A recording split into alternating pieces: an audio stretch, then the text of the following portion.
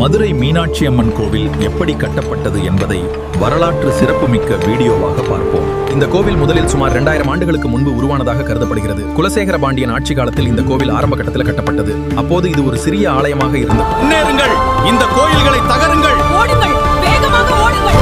அப்பா, நம்மால் நிற்க முடியாது, விரைவாக ஓடுங்கள், தீ பரவுகிறது, நம்மால் இதை தாங்க முடியாது.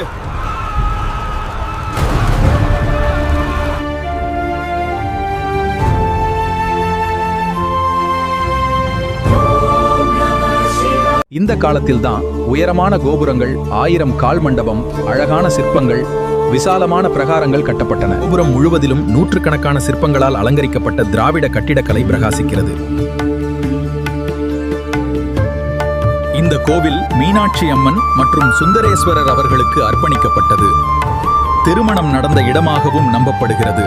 சிறிய ஆலயமாக ஆரம்பித்து பாண்டியர் மற்றும் நாயக்கர் அரசர்களால் பல நூற்றாண்டுகளில் விரிவடைந்து இன்று உலக புகழ்பெற்ற பெரிய கோவிலாக மாறியது.